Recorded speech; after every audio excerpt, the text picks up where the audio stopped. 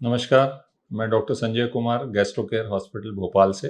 तो आज हम बात करते हैं एंडोस्कोपिक अल्ट्रासाउंड की। आज ही हमने एक मरीज का एंडोस्कोपिक अल्ट्रासाउंड किया जिसके बारे में आपको बताते हैं।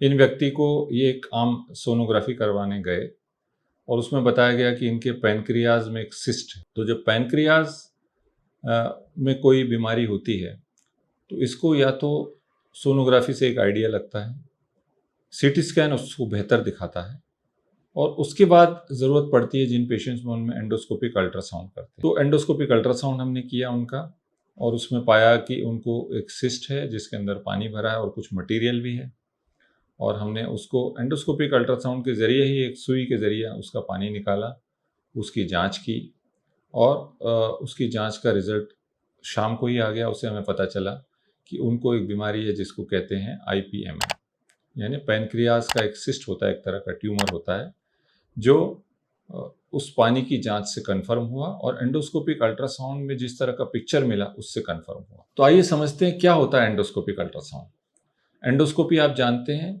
वो ट्यूब, वो नली जो मुंह के ज़रिए या गुदा के ज़रिए शरीर के अंदर जाती है और जिससे हम अंदर की चीज़ों को साफ देख सकते हैं, उसे हम एंडोस्कोपी कहते हैं। अब एंडोस्कोपी में अगर एक सोनोग्राफी भी जुड़ जाए, सोनोग्राफी आप जानते हैं वो टेस्ट है जिसमें शरीर के ऊपर पे हम एक प्रोब रखते हैं और शरीर के अंदर का पिक्चर आ जाता है। ये साउंड वेव्स होती हैं, अल्ट्रासाउंड वेव्स। तो इन दोनों का कॉम्बिनेशन है एंडोस्कोपिक अल्ट्रासाउंड। तो इसका एडवांटेज क्या है? एडवांटेज, जब आप एंडोस्कोपी करते हैं तो आप मुंह के ज़रिए मान लें अंदर जाते हैं तो आपको खाने की नली दिखती है, स्टमक दिखता है, ड्यूडेनम दिखता है, लेकिन इसके बाहर नहीं दिखता। तो अगर हम स्टमक में अपनी ट्यूब को स्टेशन करते हैं तो हमें सिर्फ स्टमक की लेयर दिख रही है, दीवार दिख रही है, उसके बाहर अगर कोई बीमारी तो वो नहीं दिख रही। लेकिन अगर इसमें हम एंडोस्कोपी की ट्यूब में टिप पे अगर एक सोनोग्राफी अटैच कर दें तो हम बाहर का भी देख पाएंगे। हमें ये पता चलेगा कि इससे जुड़े हुए जो आसपास के स्ट्रक्चर है उनमें क्या है। तो ऐसा ही एक हमारी बॉडी का अंग है पैनक्रियाज, जो स्टमक के पीछे सिचुएटेड होता है, ड्यूडेनम के बीच में होता है। तो ड्यूडेनम का एक सी लूप होता है, उसके बीच में पैनक्रियाज का हेड आता है। तो इसको देखने का सबसे अच्छा उपाय ये है कि हम एंडोस्कोपिक अल्ट्रासाउंड करें, इसको अपने स्टेशन कर दें या तो ड्यूडेनम के पहले भाग में और या स्टमक में, और इसका अल्ट्रासाउंड का प्रोब ऑन कर दें। तो जैसे ही हम करेंगे तो हमें स्टमक के बाहर क्या है, दूसरी तरफ क्या है, वो दिखने लगता है। तो जैसे हमने इस पेशेंट में सिस्ट का डायग्नोसिस बनाया एंडोस्कोपिक अल्ट्रासाउंड से, ऐसे ही हम पैनक्रियाटिक ट्यूमर्स का डायग्नोसिस बना सकते हैं। और बहुत से ऐसे पेशेंट हैं जिनको pancreas, gall bladder, bile duct की बीमारियां हैं और उनके लिए एंडोस्कोपिक अल्ट्रासाउंड एक चॉइस ऑफ टेस्ट है। तो आज से लगभग 20 वर्षों पहले ये विधि उपलब्ध नहीं थी, तो हम लोगों को सीटी स्कैन के ज़रिए बहुत सारे बीमारियों का डायग्नोसिस करना होता था। लेकिन इस विधि में, एंडोस्कोपिक अल्ट्रासाउंड में प्रिसीजन ज़्यादा है, यानी ये बहुत बारीकी से बीमारी को देख पाती है। तो क्या एंडोस्कोपिक अल्ट्रासाउंड सिर्फ बीमारियों को देखने का ज़रिया है? जी नहीं, इसके ज़रिए बहुत सी बीमारियों का इलाज भी होता है, यानी इसकी थेरेपेटिक वैल्यू भी है। जैसा मैंने कहा, बहुत सी बीमारियों में जब हमें पता चलता है कि खाने के नली के आसपास नोड्स हैं, लिम्फ नोड्स बड़े हो गए हैं और उसमें से हमको सैंपलिंग करना है। मान लीजिए चेस्ट में, बहुत सारे चेस्ट फिजिशियन जो छाती के डॉक्टर होते हैं वो हमारे पास पेशेंट भेजते हैं इस टेस्ट के लिए, क्योंकि ये बड़ी सुगम टेक्निक है।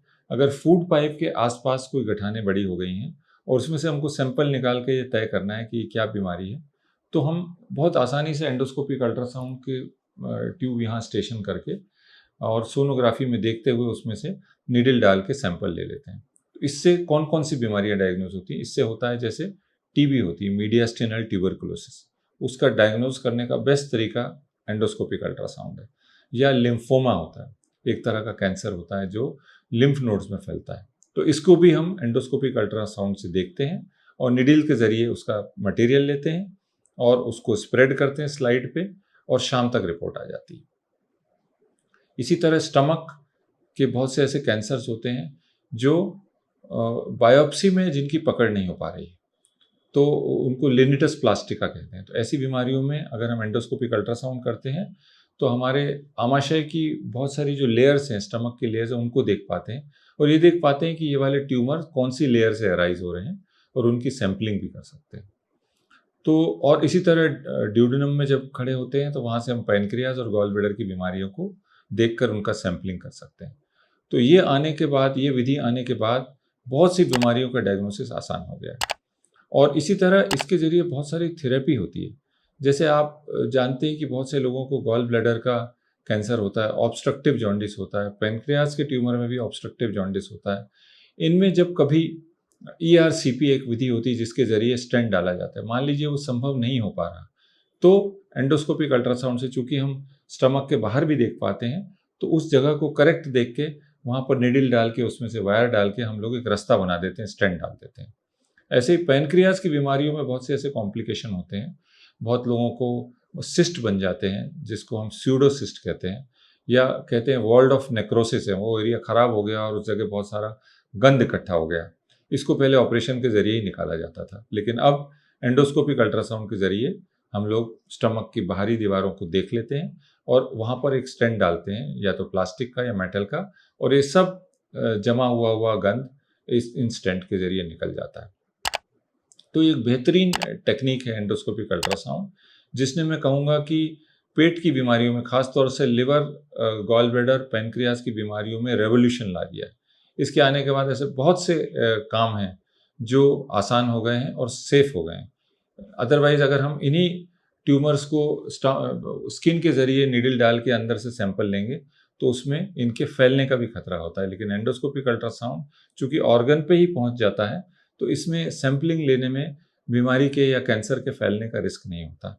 ये काफ़ी सेफ टेक्निक है और इसके रिज़ल्ट्स बहुत अच्छे हैं और आए दिन इसमें नई-नई टेक्निक का भी इजाद हो रहा है। जैसे इसमें इलास्टोग्राफी भी आ गई, जिसमें हम टिश्यू के कैरेक्टर के बारे में भी जान लेते हैं, बहुत सी बीमारियों का डायग्नोसिस कर लेते हैं। इसके ज़रिए लिवर की बायोप्सी भी की जाती है, जो काफ़ी हद तक पेनलेस होती है। तो एंडोस्कोपिक अल्ट्रासाउंड एक बेहतरीन विधि है और आज की मॉडर्न मेडिसिन में, मॉडर्न गैस्ट्रोएंटरोलॉजी में इसका बेहद अहम रोल है। तो इस बारे में ये जानकारी आपको पसंद आई हो तो हमारे चैनल को लाइक और सब्सक्राइब करें, और एंडोस्कोपिक अल्ट्रासाउंड के बारे में आपका कोई भी सवाल है तो हमें लिखें, हम उसका जवाब ज़रूर देंगे। नमस्कार।